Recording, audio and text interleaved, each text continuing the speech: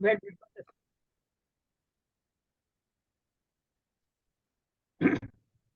we've got a stable internet at the moment because the weather is not raining and storming at the moment, but Okay. it's about.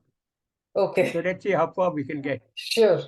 Now, last time, Nivedita, we were talking about China, I think, and Yes. we got disturbed for the last 4 or 5 minutes of Mm. what I was trying to say. Right. And so I just remind you about that. I was talking about China and relations between China and India. Mm. Now, whatever we may hear by the present officials of the government, because of the border problem in Ladakh and Arunachal, what our people are saying, our foreign minister is saying, is that until such time as China withdraws from the eye-to-eye contact, uh, normal relations are not going to continue or will be difficult to continue.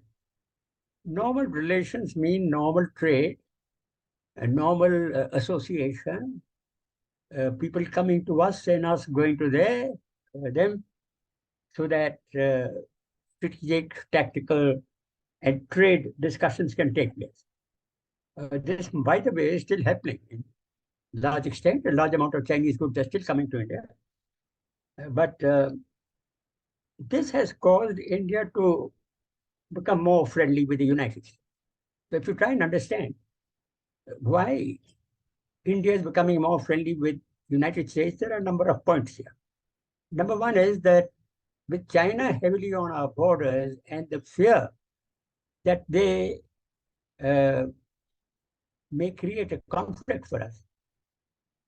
And since Russia was our old friend, or the old Soviet Union, during the 1971 war, which I had explained earlier, Russia is no longer available to us because it is involved in the Ukraine war. And it is also antagonistic and in conflict with the whole of NATO and the United States, who are providing weapons and equipment and support to Ukraine. With the result, we don't see much assistance coming to us from Russia. Secondly, our military has a large amount of Russian aircraft, military equipment, vehicles, tanks, aircraft, submarines, ships. And we've been dealing with them for the last 70 years. They've also helped us with our nuclear plants, and they've been very good friends. But now, whether this equipment that we want, because as you know, with all military equipment has to be maintained, it has to be developed, old ones have to be removed, and new ones have to be brought. And we feel that perhaps they are unable at the moment to supply us with all these goods because they're involved in a war. Whereas the United States has been trying to make friends with us, their motivation is that in the South China Sea and the Western Pacific, they do need a large amount of assistance of other countries to face the growing threat of China to, let us say, South Korea, to Japan, to the Philippines, which are all uh, associated with the United States and also got strategic deals with them for their protection.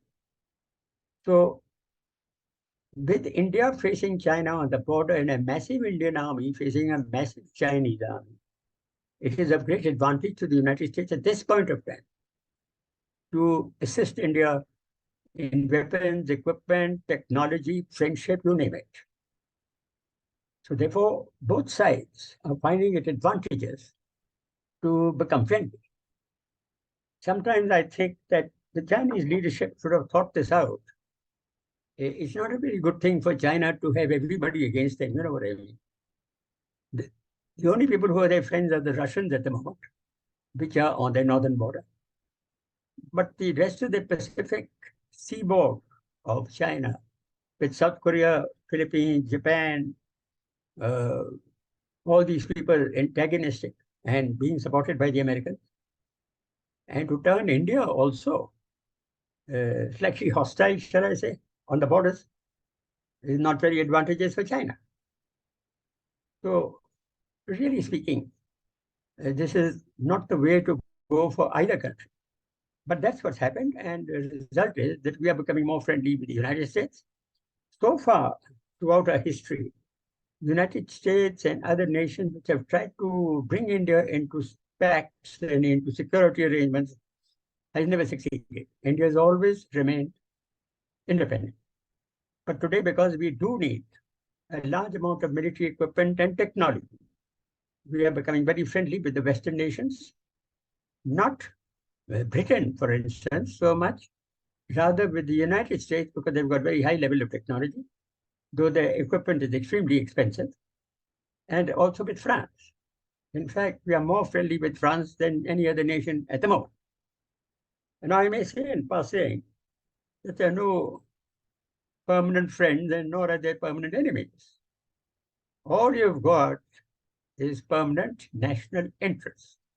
So at this point of time, our national interest and the American national interest seems to coalesce and hence the friendship. How long this is going to last, we don't know. But we are trying to get the technology of making aircraft engines. And also we're getting the technology of these drones and these Predator unmanned aircraft, which are extremely efficient. Nobody in the world has this technology which the Americans have. And they're ready to give us a certain amount of these, but without passing on the technology. The only technology that they have agreed, what we hear from the press, is the General Electric engine, the latest one, 414, it's called. It's a high-powered engine. Its technology is about 10 or 15 years old. And so they can afford to pass it on to us because they've got much newer technology now. But with this engine, we will be able to put the engines for the new aircraft that we are making in Hindustan Aircraft Limited, which is a twin-engined aircraft of a medium size, bigger than the one that we've already produced. And that's the one of the future. It'll take us another 10 years to get this going.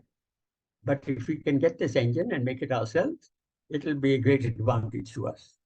I told you earlier that India can't even make a scooter engine because we only use technology brought from the West in everything. We have tried to make an aircraft engine called the Kaveri. I mean, I've seen it being tested for the last almost 40 to 50 years. It hasn't progressed.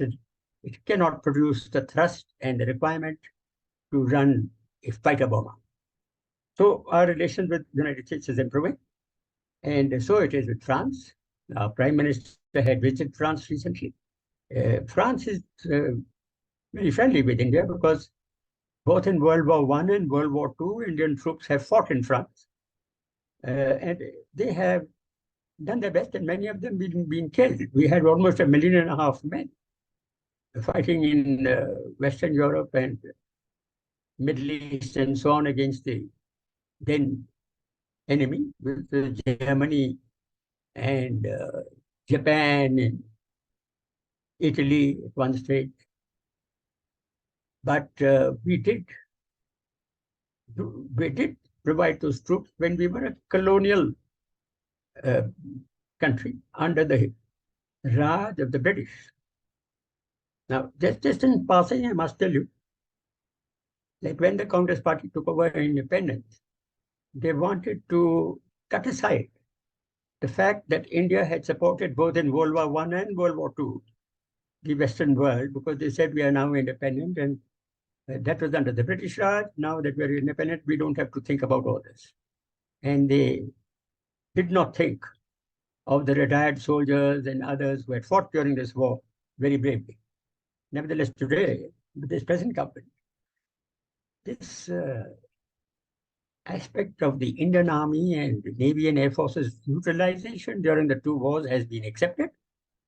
And therefore, the relations with these Western countries is improving because we did support them against the German war machine during World War I and World War II. Now we see where that goes. But as long as we get technology and we can make our own engines, or we can make improve our technology of making weapons and equipment, it will bring us more independence. Otherwise, as you know, that whatever weapons and equipment that we buy from abroad, the people who sell it to us have certain stipulations of where these weapons can be used and where they cannot be. For example, Pakistan has got F-16 aircraft from the United States, but the United States have said to Pakistan that you can only use this on your western border against the Afghan rebels, but not against India. Of course, they have tried to use it against India once in a while, but I think the Americans can control the use of the F-16 aircraft. We see where this develops now, but I think that this is the first government who has attempted to make technology in India, the latest technology. Another thing about China is the question of Taiwan.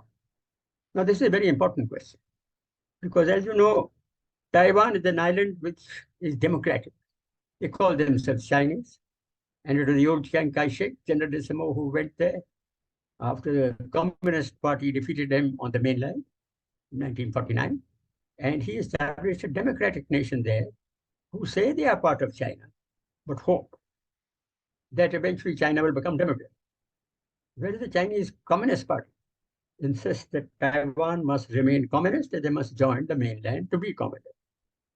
There is no conflict there. There are only threats so far.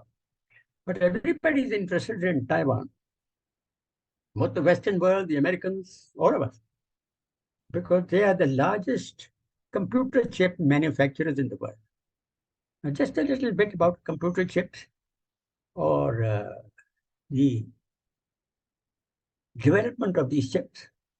They require very, very sophisticated and expensive machinery to make in the first instance. Most of these machines are made in the Netherlands. They're very, very expensive. Once you've bought these machines, which Taiwan has, then it's the question of the industry and technology and science behind those who use them to create more and more effective computer chips. Now, these computer chips have become so vital in the world today. Almost every weapon system that you can think of has computer chips. The car that you drive cannot function unless there's a computer chip inside it. It does everything for you. It even tells you the road to follow, and it can even zoom on to the type of road and give you a photograph as to where you are traveling. It's all because of a computer chip. Now, as the cars develop, or machinery develops, or missiles develop, or aircraft develop, or ships develop, you need more and more sophisticated computer chips. If you don't have the sophisticated computer chips, then these things are not accurate. So, whether it's Russia or Ukraine or the Western world or whether they are much dependent on Taiwan for import of the latest technology type of chips, which are very expensive. They can do a large amount of work. So the Western world is very chary of allowing China to take control over Taiwan because then you lose this aspect. And if China attacks Taiwan, well, then many of these machines and systems and factories and what shall I call them, scientific establishments, which are thinking of these computer chips, may well get destroyed to the loss of the whole world. So now we also are trying to make chips in India. The present government has put across a large amount of money to start them. But these chip factories that we are making are very simple, and the technology is nowhere near. But Taiwan produces. Number two, what I have heard from some of these engineers who are looking at making computer chips and making a lot of money, is that any chip that you make, to get it tested and corrected, they have to be sent to Taiwan. In other words, you can make a car with a body and everything inside it. But if you want that chip to be effective, you have to send that chip to Taiwan to make, for them to, put the nuts and bolts into it so that it can function the way you want. If that is the situation, the aspect of control of Taiwan or to keep Taiwan independent becomes important. I don't think there's going to be a war over it, though there's threats on both sides. The idea here is to accept that Taiwan is part of China, yes, but we don't have to push that too far and let the present situation be as it is. And yet it is across the sea from the eastern coast of China and the American fleet and now Australians and the UNCLOS deal, making submarines, nuclear propulsion submarines for Australia and others, is to create a sort of a defense system in the South Pacific and in the Western Pacific to protect Taiwan in case any military action takes place. So it's a question of the chip making facility. You might ask that if Netherlands are the ones making those excellent machines, why aren't they making the chip? Yes, everybody is making chip, but their technology is nowhere near what the Taiwanese are. Now, let's get on to the next point. I want to say a few words about religion and spiritualism. Now, this is a slightly sensitive subject because those who are highly religious who feel upset if you talk about these matters and say things other than they believe. But I would like to point out that as a human being becomes more and more educated. Now, education is not the fact that you went through school and got so many degrees. Education is the fact that your mind got opened up and you're capable of studying for yourself various aspects that you're interested in and are able to think for yourself. Not necessarily according to what your textbook said or what your teacher said or what your boss said. Think for yourself. This is an educated human being. Large number of educated human beings of all types of caste and creed have gone beyond the aspect of religion. So many of us feel that religion, as written in the books, well, let me say, there are 7 great religions in the world. 3 of these religions emanated from Palestine. That's Judaism, Christianity, and Islam. They all came. Judaism was already there. Old Testament of the Bible talks all about it. Then the case of the Lord Jesus Christ, we talk in Christianity. And then about 7th century, there was the Prophet Muhammad, who was not a learned man, but he used to get dreams. And when he used to get these dreams and talk about them, he used to talk in Arabic poetry. So some of his friends who couldn't even understand what he was saying, to bring some wise men and say, what is he talking about? And this was recorded. Now, none of these 3 religions are as they're known as the Palestine religions or the religions of the book, because there's a Bible for Judaism and for Christianity. And there's a book for the Hebrews. There's a book for Islam, that's the Quran. So these are religions of the book. And they want to follow the book, even though it was written so many centuries ago. They've got a hierarchy on their church system. I'll just give you one example here. One of the things that the Lord Jesus said just before he got crucified is that the kingdom of heaven lies within. Search and you'll find it. Knock and the door will be opened. That is internal meditation. In other words, the kingdom of heaven is inside you. In other words, you don't have to go to the synagogue. You don't have to have any religious spot to which you have to go. God is inside. Or that's why the main people who got him crucified were the rabbis of the synagogues, because they were losing their business. Because those who followed Jesus stopped coming to the synagogue. And if you go to the synagogue, you have to pay money, like you have to do for a church, or like the chadawa that you do if you go to a mandir or to anywhere else. So they had him crucified. So in other words, the Christian religion was really created after the death of Jesus, maybe about almost a couple of centuries later, where you got a system of padris and bishops and cardinals and all that's the hierarchy. All this hierarchy is paid for by the people going to the church who have to pay money. That's exactly what Jesus is talking against. That's one aspect. Now, if you go into the other religions of the book, the same thing is happening amongst the Hebrews, amongst the Islamic people who are scholars. They think very well. I mean, after all, we have got a lot of technology, a lot of science which has come out of Islam. Some of the inventions that the world is using, especially for navigation and so on, are all Islamic based from the Arabs. Now, those people have gone beyond what is said in the book. Now, the other four great religions of the world came from the Indian subcontinent. You had the Vedanta to start with, thousands of years old. Some people say 6,000 years, some say 7,000 years old. Then you have, but there are no real books that you can follow. There's so many books. There's the Vedas, there's the Upanishads, there's the Bhagavad Gita, there's the Puranas. There's so many statements and things. There's no firm book. Even the Gita is not considered a firm religious book. It's a advice to Arjun as to how he should conduct himself and how he should think about his life and how he has to carry out his duty. So the next is the Buddhism.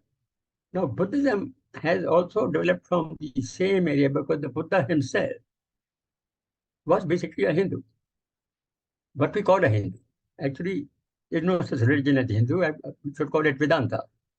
But the Buddha, after he achieved nirvana, he was teaching us a simple method of control of the human life while you're living here.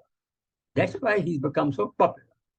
Not only that, whereas the Vedantic religions are not propagated. You see, the Hebrew religion is propagated, the Christian religion is propagated, Catholic and Protestant, and the Islamic religion is propagated because they say those who do not follow this religion, as the Islamists would say, they are kafir, and therefore they have to be either converted by force or they have to be killed. But this was not stated by the Buddha. The Buddha only spoke of love, and he spoke of certain methods of making yourself a better human being. That religion has been propagated by people going into Tibet. They went to China, Southeast Asia. Now they spread all over the world. I mean, they've gone to America, they've gone to Africa, they've gone to Europe, everywhere. That's the Buddhist religion. Whereas Vedanta is not propagated. Buddhism is propagated. The next you have is Jainism, where again, they don't propagate the religion so much, but they follow their system, which is basically based, if you ask me, on the Vedanta, the philosophy of the Vedanta.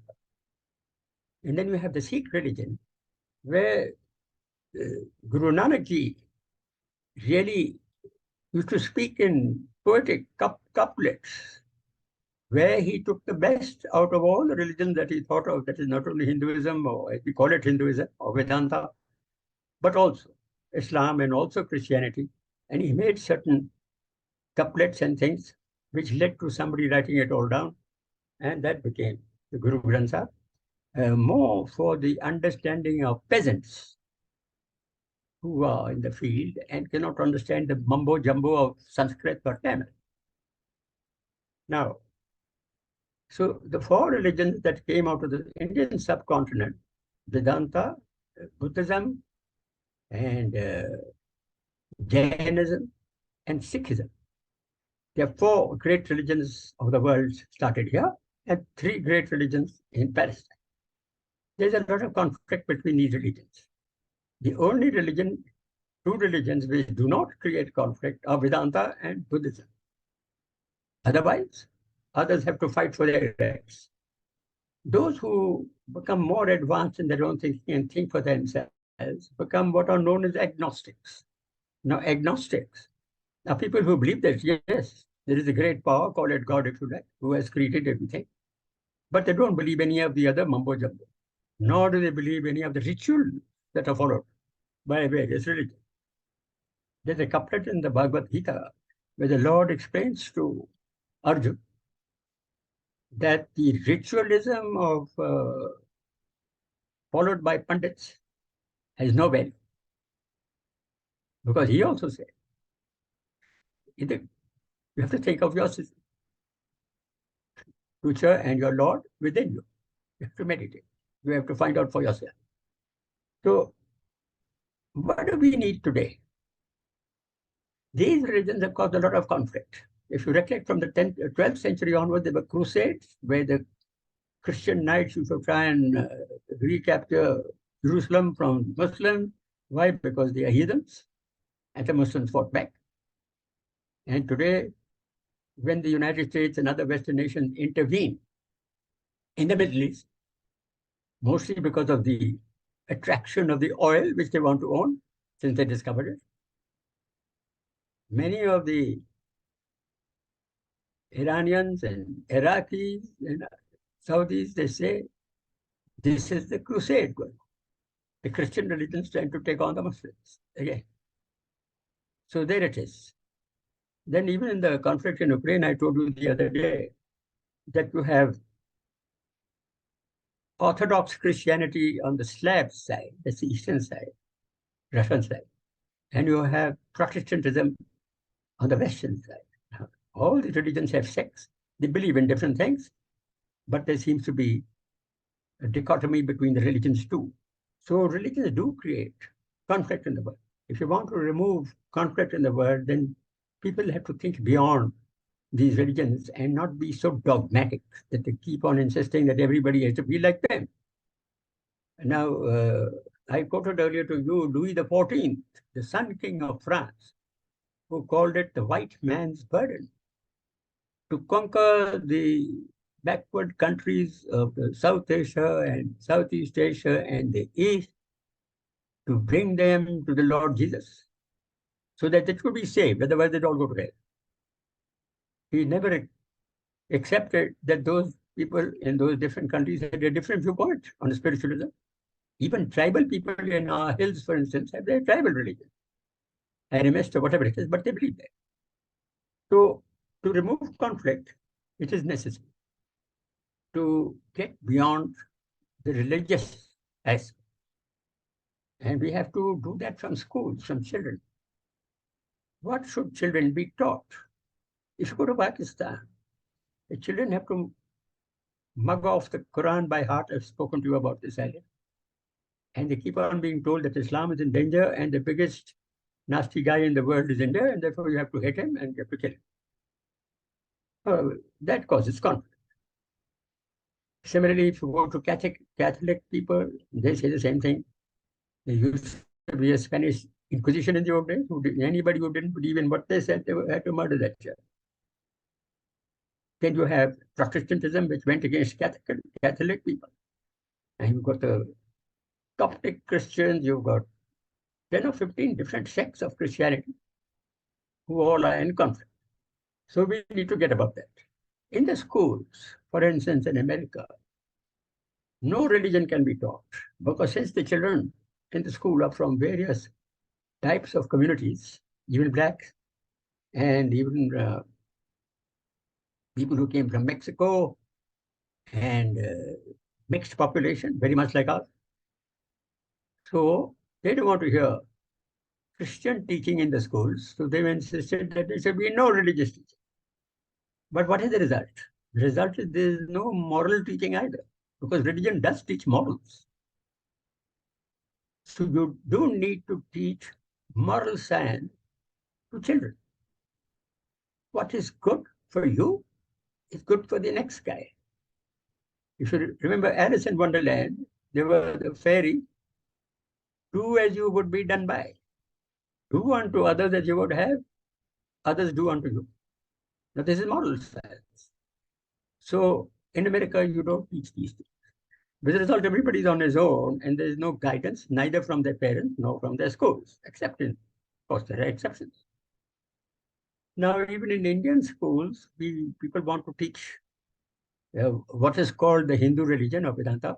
Other children object because somebody is not belonging to this religion.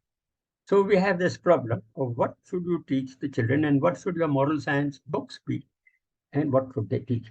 But that is certainly required. So therefore, what we need in our teaching is spiritualism rather than religious activity. How that is going to be done is beyond me. You're an educationist. Maybe you know better than I as to how best this could be conveyed. Now, the question of hate. I told you once earlier that even in the one of the 10 commandments is thou shalt love thy enemy as thyself. When we're talking about the question of Indian Army, where we try and teach our children not to hate the enemy. But if you see the Ukraine war, there is tremendous hate in the West for Russia. There is not so much hate in Russia for the West, but the opposite is true. Hate is not the answer. During World War II, everybody hated the Japanese, especially in India. But now they have to be friends with Japanese. So how is it that when you hated a whole community of people, and now you have to respect them because they are part of the Western Alliance? So this is one example I could give you.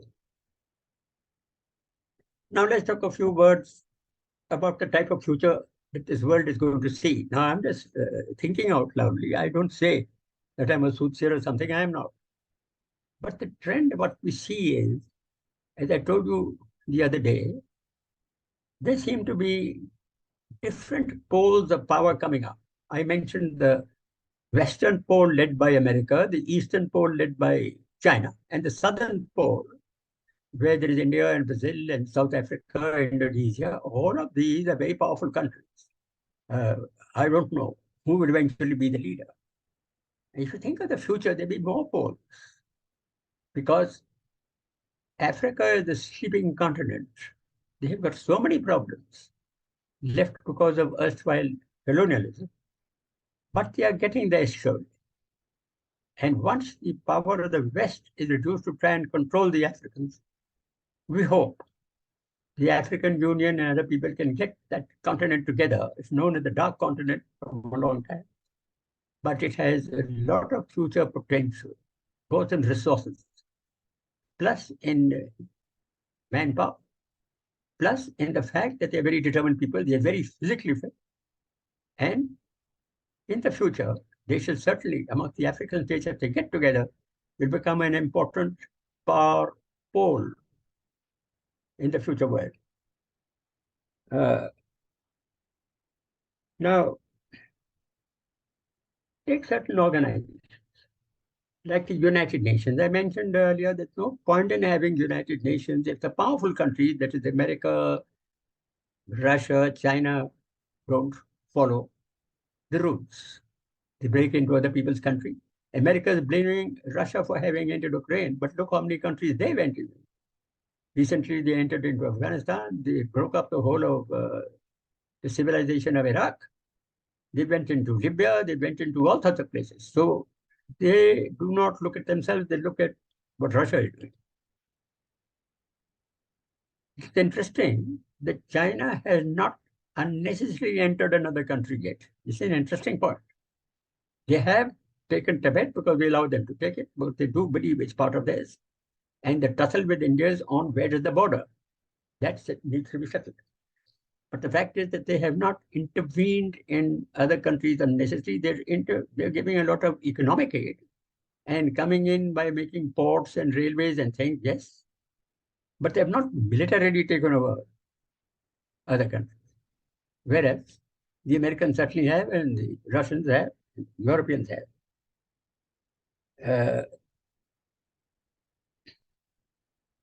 Now, the question of the International Court of Justice.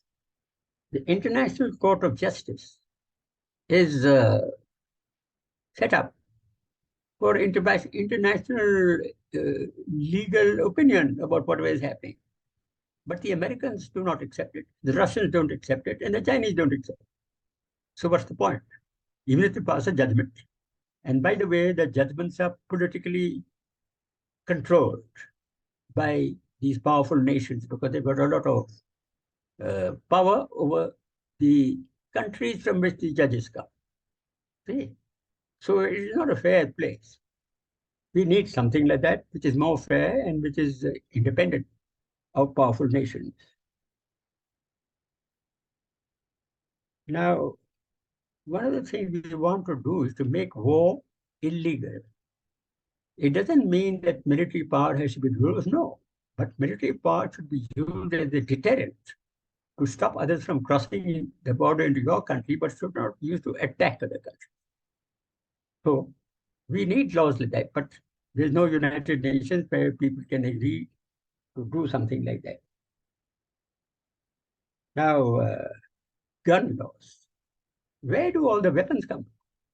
You've got terrorists with automatic guns, and some of them have got tanks, they've got ships, they do contraband work. Where does all this come from? There are certain countries which produce armaments. There is no control over them. Most important is America itself. Huge number of guns, ammunition. These guys have to sell. They sell to the enemy, they sell to their own people, they sell to everyone. This has to control. And there's open markets in the world. You can buy what you like, provided you got the money. See?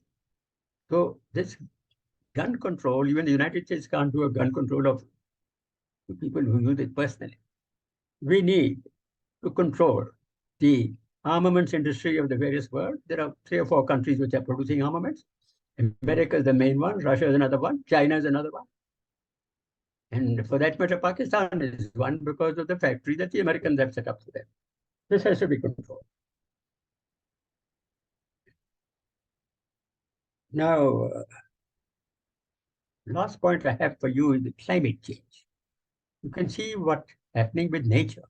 Some people it is called because global warming created by human beings. I have a feeling it's far beyond human beings. What is happening is that the world every now and then does change its climate and system. And we are having, for instance, large amount of rain in India and less heat. Whereas there is so much heat in America and in France and Germany, Russia, the tundra is melting, and in Canada, fires all the time. There is something about this global warming which human beings have to put their heads together and see how to deal with it. The cropping patterns are changing, everything is changing. So the human brains have to go more towards how to live in the new climate change aspect that the world is creating. And there's one final report I heard from some scientist who wrote in America, is that perhaps the North Pole of the world has shifted by about 7 feet. That means the axis of the Earth has changed because a large amount of oil, water, and other such resources taken out of the ground, creating imbalance in the balance of the Earth itself. So if the axis of the Earth changes, then naturally weather patterns will change all over the world. Interesting thought. Now, I don't know if I should continue talking. I think I've come to the end of whatever I have to say. World is changing every minute, Nivedita. One has opinions every minute. But we can't carry on. I've said a lot of things to you. I think we can call it quits now, if you agree. Okay. But if you have questions, I will. or if you have Yeah. problems, or you do not agree with some of the things that I said, then you should raise those next time I will. we meet. I will do that. Yes. Yes. I will write it and send it to you so that we can have, as and when we think we should, we can come back to it. I will write, as I start writing, I will write out the questions to you. We can plan for that. Yeah, yeah. Then I'll try and answer this. Yes. Yeah. All Okay. righty. Thank you, General. Bye. Thank you. Bye-bye.